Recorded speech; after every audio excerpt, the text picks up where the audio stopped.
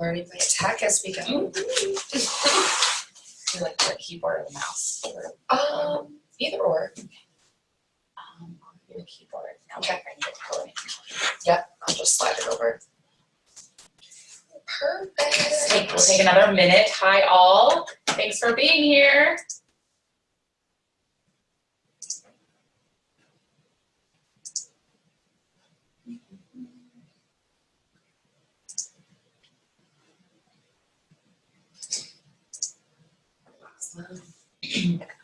You are muted, so if you do want to say something, you can unmute yourself or type it in the chat box, which should be on the right.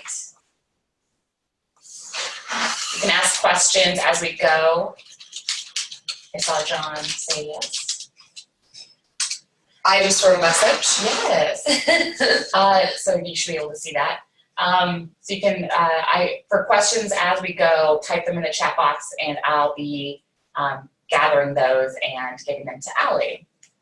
All right, we'll get started. I have, there should be a few people joining on. Oh, there's Sandra.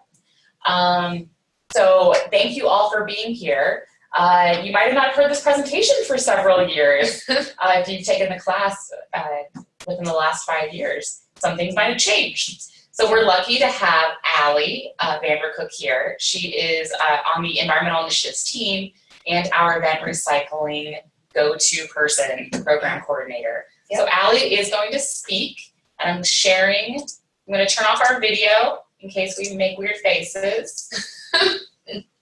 But we are here, and I am going to share the presentation. All right. Share screen.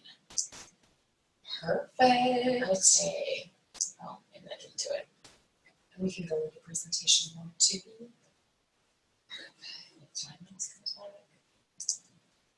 Okay. So please tell me if for some reason you can't see the screen or slides. If something happened, let me know in the chat box, or turn off your mute and let me know. Okay. All right, there we go. Okay, great. Let's get started. All right, thanks everyone for being here. I'm here today to discuss how to make recycling and organics successful at events, which might include large events such as fairs, festivals, and community celebrations, all the way to grad parties and neighborhood grill outs. So let's get started. And this is just a general overview. Feel free to ask questions throughout the presentation. Jenny will be monitoring the chat box, as she said. Oh, how do I do my next slide? There we go. Great.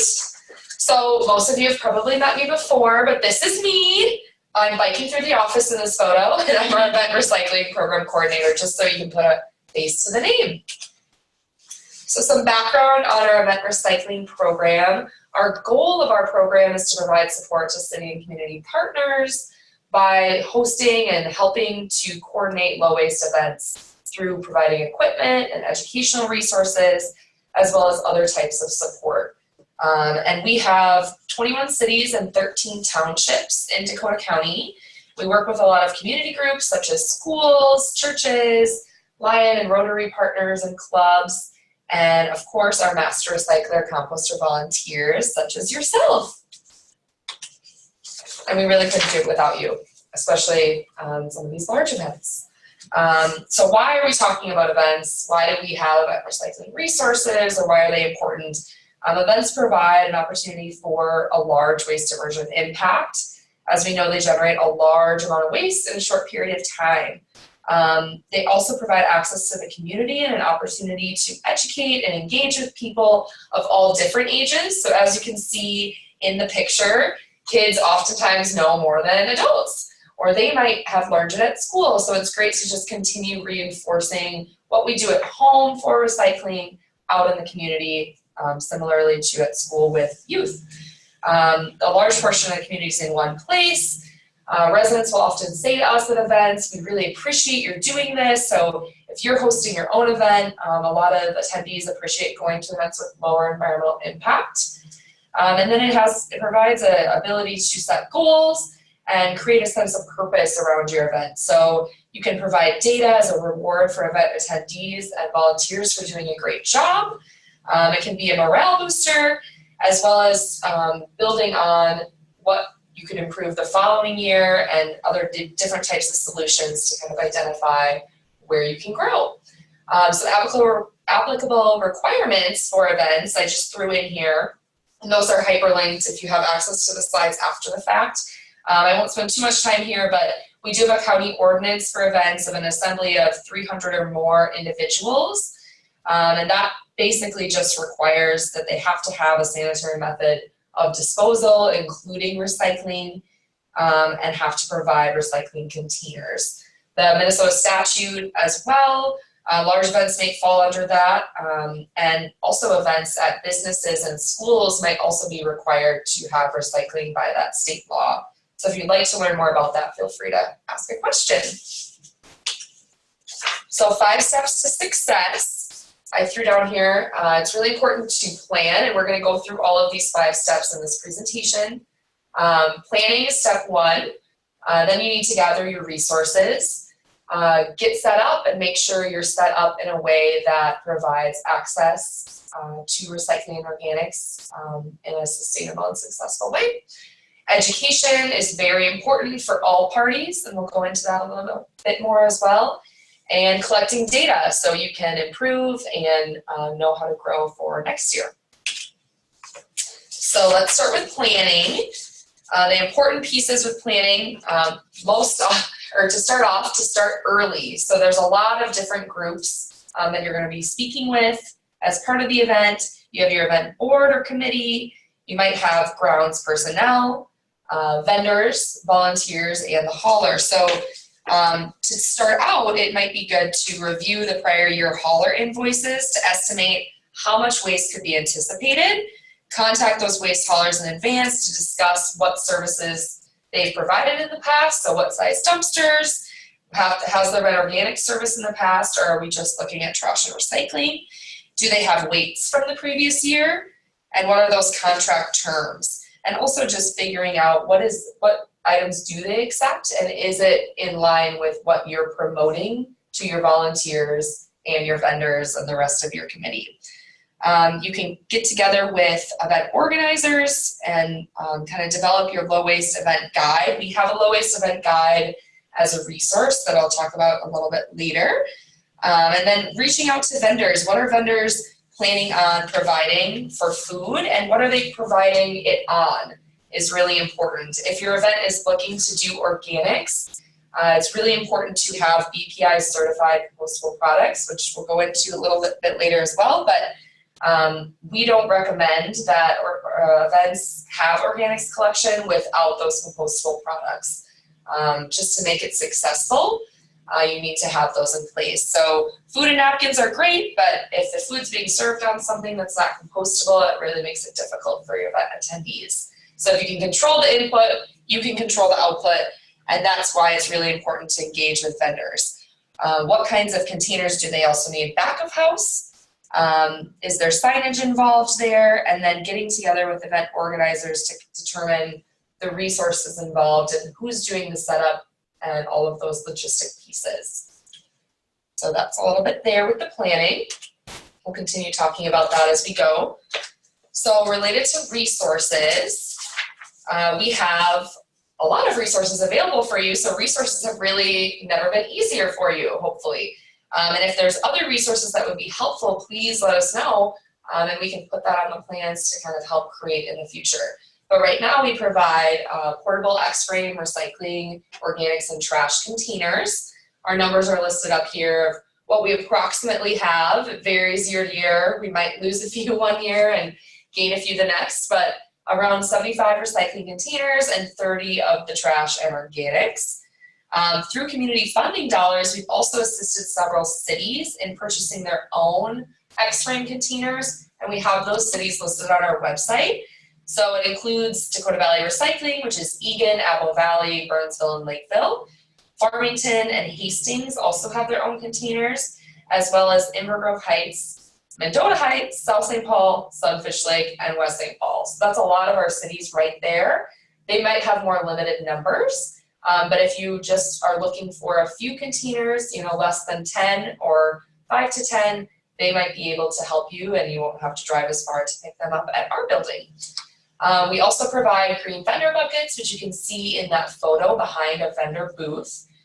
Those are for food vendors and usually paired with a recycling guide and compostable bags to divert and collect organics from their booth if they're interested. Back of house collection. You can see our waste station banners. We have litter grabbers for volunteers to pick out contaminants. Our tent is pictured in the photo as well. And then vests and t-shirts are a great thing to provide for your volunteers. We do have reusable vests available if you'd like to use those for your event, as well as multiple different types of scales. So we'll go into that a little bit more, but we have 3 different types of scales depending on what you are weighing. All right. Our event recycling trailer, we can bring out larger numbers of containers to your event with our trailer.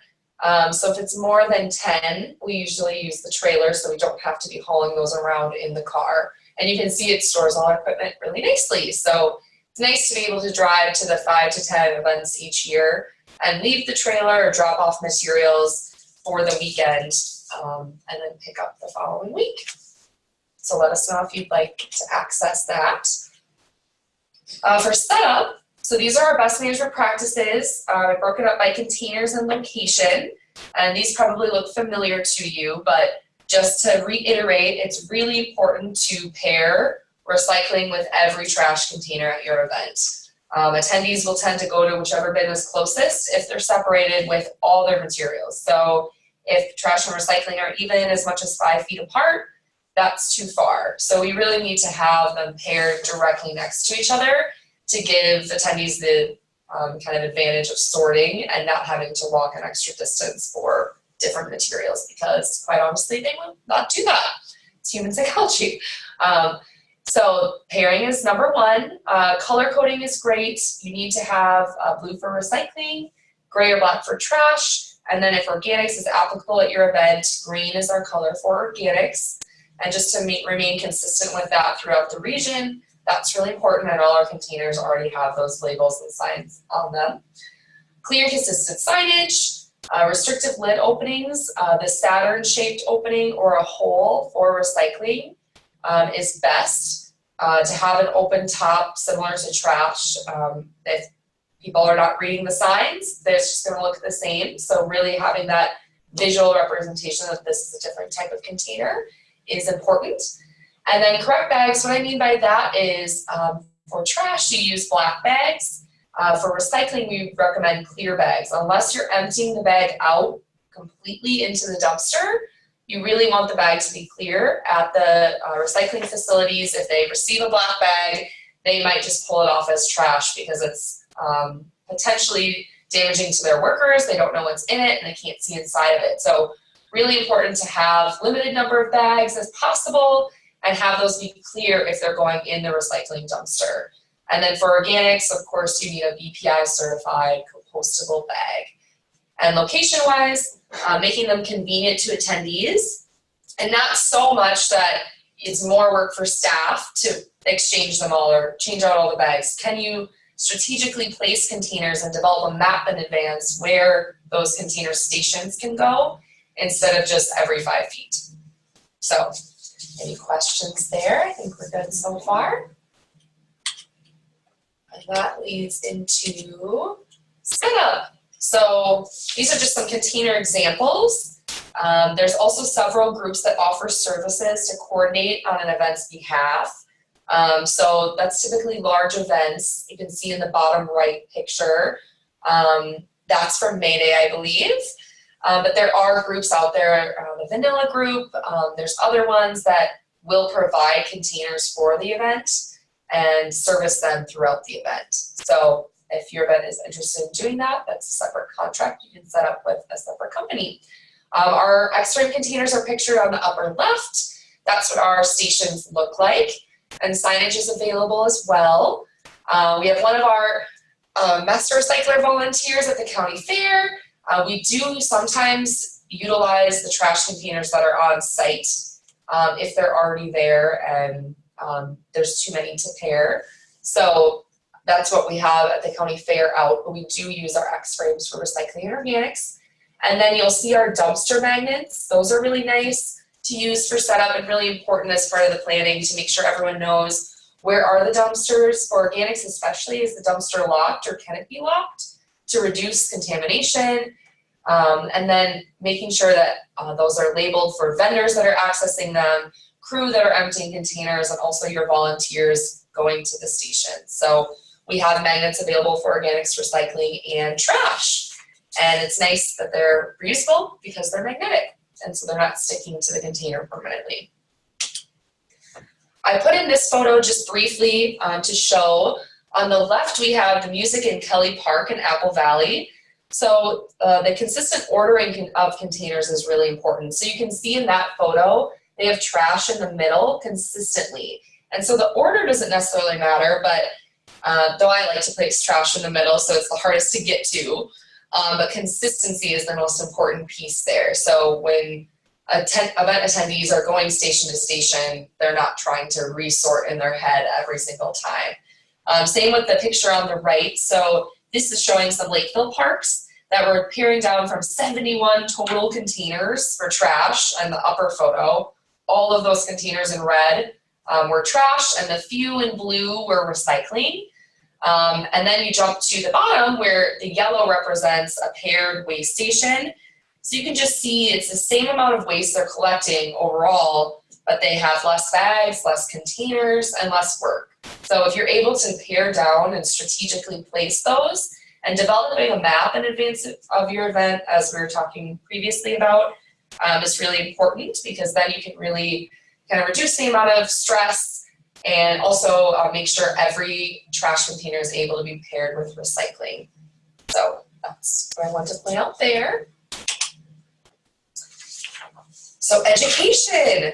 Education is the most fun part and also one of the most important parts. So for haulers in advance, you really want to confirm, as we talked about, the educational materials match your educational materials and clarify any misinformation with the hauler. Talking to vendors, providing an event-specific recycling guide to all vendors and ensuring they're aware of any requirements or policies your event might be having. So if you are doing organics collection, it's highly recommended you have that in the vendor contract as a requirement for BPI certified compostable products. You might have a more loose requirement as, hey, we don't want styrofoam at our event, we're a styrofoam-free event. So it can start small, and then you can grow it to be more exclusively compostable products only. But you really need to make sure in advance that vendors are aware, they have the product set up prior to the event, and that's in your requirement with the vendors, which sometimes is signed more than 6 months in advance of when the event takes place. Having some staff and volunteer education, so training the permanent seasonal staff on where to recycle, how to recycle, and what to recycle. So incorporating it into their staff training is really important. They can also have a specific recycling guide so they can see prior to the event what is being shown to vendors and event attendees. And then, if applicable, if it's an indoor event, you can hang posters in the break rooms or gathering areas. Exterior events, usually the signage is sufficient on the containers. And then making sure the hauler supplied dumpsters or carts or roll-offs are labeled with those event magnets or other signage that you might be providing, with the images tied to what's actually being used at the event. So our trash dumpster magnet might not have the latex gloves on it, but you can print out a picture of those latex gloves if that's something you're seeing contaminant-wise, and make sure it's labeled on the trash dumpster. And then lastly, for visitors, it's really important to have a lot of that advertisement out in advance if possible. So having something on the website of your event saying, hey, we're a foam-free event, we are a low-waste event. That's really great to let them know that that's a priority. Placing posters or other signage near entrances or concession stands. We're going to show you a little bit, I think the next slide is about our vendor resources. So we do have a type of poster that can go up on a vendor booth where attendees are waiting in line for their food. They can learn about recycling and organics collection. And then just making sure that the volunteers are trained in advance. So when they're on site, is there somebody there talking to them about what goes where, giving them some instruction on how to approach event attendees, and then taking pictures to advertise and showing kind of your success for next year. And volunteer piece is mandatory for events with organics, I would say, especially if it's the first year with organics, because that is a really new piece. If you just have recycling at your event, people tend to see that out in the community at home, so that's not as necessary to have one volunteer at each station. But for organics, it is really important. So if that means, hey, we don't have enough volunteers, but we can combine our stations, we've done that in the past, where you might have 2 stations close to each other and are able to kind of bring them together in one large station to keep that volunteer there. So that's really important. Any questions so far? Okay. And vendor resources. So this is our signage that I mentioned. So we have vendor recycling guides, which is pictured on the right side. So that's for them and their staff to access in advance. And then the signage on the left, the green bin, blue bin, and the one pictured in the window, those are ones we've used at events in the vendor booths for the public. So the public, while they're waiting for the food, can kind of see what's going on at the event. And then the BPI certified logo I threw in there, that is what is required for products to actually be compostable. So even though they're just paper products, in the past, 2-3 years ago, we might have said all paper plates, all paper cups, all paper products in general can go in. Now they need to be BPI certified compostable. So that ensures that they're not lined with any sort of plastic. There's no plastic additive, and so that doesn't result in microplastics on the finished product. So that's really important, and making sure that's in your vendor contract in advance is what should be done if you are having that as a requirement. And then you're able to change your waste stream if you can control your waste stream, so you don't have as many contaminants to sort out. Staffing-wise, so 1 staff or volunteer per waste station if possible with organics, as I mentioned. That's where it's especially critical. Events with just recycling, it is always helpful, but not as required. It'd be great if they can be staffed at all times or during peak food consumption periods. So lunch, dinner, etc. That's where people are going to be accessing the most, the stations. And then if that's not possible, can you assign a staff or volunteer to check the stations periodically to decontaminate or separate out contaminants using a litter grabber? Helping attendees sort waste is kind of the role at the stations. So some tips and tricks with that. You can offer kind of to help when their hands are full, wearing something that identifies you as a volunteer so you can see in the picture. Andrea there is wearing a vest to show that she is volunteering, and that's kind of helpful for them to feel that you're part of the event and someone they can talk to. Helps your approachable image. And then finding out what's being served and what's it being served on. So when you have an attendee come up to you, you can expect to know what they're going to have and where it's going to go. And remember, you have that grabber. You don't have to use your hands. I know a lot of us like to reach in there with our hands, but for that we have gloves as well if you'd like to borrow them. But offering that help and assistance is great, because a lot of times people come up to you with that deer in the headlights look. So just offering that and being approachable is the best way to staff the waste stations to make sure people don't avoid you and find another one elsewhere. But hopefully they're all paired with volunteers, so that wouldn't be a problem. Data collection wise, so methods, this is kind of the last step as part of your event on site. All events should measure trash, recycling, and organics weights, calculate the recycling rate for the event, and share the results with participants, vendors, volunteers, everyone at the event. And the methods to do that collection, you can oftentimes get weights from your hauler if you request that in advance. So that would be an estimate of what the dumpster weighed, and then you can use that year to year. That's the easiest way if your hauler offers that. More accurate kind of methods to get data as well would be a volume assessment. So that's that form on the right, the visual assessment form. you're just circling on there how full each dumpster is prior to pickup. So it's important you do that after the dumpster's done being used for the day and right before it's about to be picked up. So either the night before or the morning of.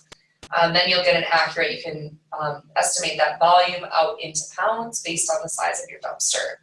So that's accessible and able to be used from us. And then scales, you can see in the middle picture, that is our medium-sized scale being used there. We also have a larger cart scale, so you can put containers directly on the scale to kind of measure exactly how many pounds your waste is. We also have hand scales similar to a luggage scale if it's just 1 or 2 bags. But for larger, kind of heavier materials, the medium or large scale is best to use. And with that, your diversion rate, so talking about what to do with the pounds. So you're going to take all of your total pounds, your trash, recycling, and your organics, add that up together and put that on the bottom. That's your total waste. And then for your recycling and organics numbers, you'll divide that. So for example, let's say you had 35 pounds recycling, 20 pounds organics, and 10 pounds trash. Then you times that, put that all on the bottom, put the recycling organics on top, times it by 100, and that's your diversion rate. So that's helpful to have, and you can do that right on site. We can go to the next slide and see how the share results. So an elephant weighs 5,000 pounds, approximately, or 2.5 tons. Is it more relatable or fun to say, hey, our event diverted 2.5 tons? What does that mean? Maybe instead we can say we diverted the weight of an elephant, which equals 2.5 tons. So showing that piece is more fun and relatable for attendees to receive that information. Advertising on social media, keeping track of what those weights are so you can use that and incorporate that in your goal setting for next year. So maybe say you at your event only had the chance to weigh recycling bags. Getting some measurement is better than getting no measurement. So even though you don't have a recycling diversion rate, you at least have the pounds recyclables, and we're hoping to collect this many more pounds of recyclables next year. So getting at least some sort of data from every event is really important. Otherwise, you won't have any way to know how you're doing and if your efforts are even effective. No worries. So some on-site challenges, you can see, oh, my picture didn't show up here. Oh well, with the difficult attendees, you might encounter, or you probably have encountered if you've worked an event, these type of people coming up to your station, which is valid. They might not have ever seen a waste station volunteer before. So they might think they're in trouble. They might want to tell you a million stories. And meanwhile, you're missing 5 million people as they go by and try to avoid you. The teenager who's just so over it, or the beer gardeners who maybe had a couple drinks and aren't really focused on recycling. So just making sure you're ready for that and to accommodate that. Trying not to take anything personally. Attendees, this is all new, so just making sure they feel welcome to talk to you, and if it's easier for them to just provide you with the materials and you're able to get one little tidbit of information in, oh, that's recyclable, thanks so much, that's more than nothing, and that's more than them putting it all in the trash if you weren't there. So that's really important to just be on the lookout and know that that's not just your challenges, that's something we all have encountered at events. Other challenges for on-site for events are too many trash containers. So we don't have more than 75 to provide. We run into this problem with our county fair every year. So we sometimes take the combination method. So we'll have one trash container in the middle, or one recycling container in the middle to 2 trash containers on the exterior sides. So then we're able to still accommodate the number of trash they want to use, but also pairing all the stations. So it might be possible to do it that way if your event is not willing to reduce the number of trash containers. Contamination can be controlled through a vendor contract or through talking to vendors and attendees in advance. Also having those volunteers at the station will help control that, but always a difficult challenge to get over if you're not able to have the products you would like.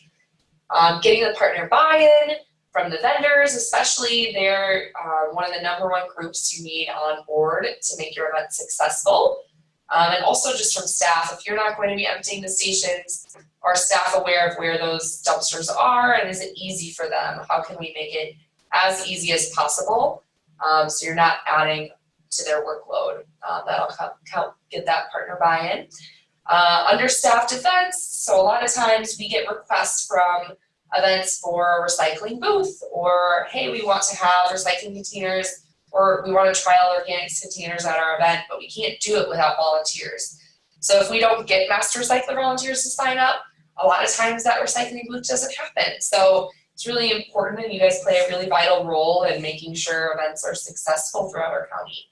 And then having that data collection piece, if someone's not willing to weigh it, or all the bags are in the dumpster because we didn't talk about it in advance that we wanted to collect that data and we were collecting it with scales, then you're missing that piece. So making sure you're thinking about how you're getting those in advance. Is there a spot in the event where you can set the bags aside? So you're not making more work, but you're getting the things that you need. Oh, there's my picture. So that's Ellie. That's just an example of, hey, sometimes maybe you missed the event attendees because you're busy talking to the other people on the other side of your station. A lot of times I can stand with my hand on the trash, so it's not possible for someone to do a walk by, lift and dump, but it does happen. That's why you have your grabber there. So just being aware of that, that's okay. And then it is all worth it. Setting goals for each year, having the data as a reward for volunteers is really great. Though you might have some surprises that Jenny and I were talking the other day at the county fair. We thought our organics containers walked off and they were missing. Come to find out, a vendor had grabbed them and had started using them across the fairgrounds. So sure, they're being diverted with organics, which was a good surprise at the end of the day. So there's always surprises like that. There's always people that are recycling superheroes in their own right, and you'll find those champions once you start engaging with an event. You'll have a lower environmental impact. You can really advertise that as a PR piece for the city or community that's putting it on. And then you have the ability to educate all ages, as we talked about, and it's hopefully going to continue getting more normalized every year. The more it's there, the less it's difficult, because it just becomes part of the norm. So if we can get recycling even at an event started 2-3 years down the road, facility staff might not remember when there wasn't recycling. So it's just those first year or two startup is always the toughest, but just knowing that it gets better is helpful. And then recycling partners wise, I just want to mention, we do provide, as I talked about, those resources to cities and community events.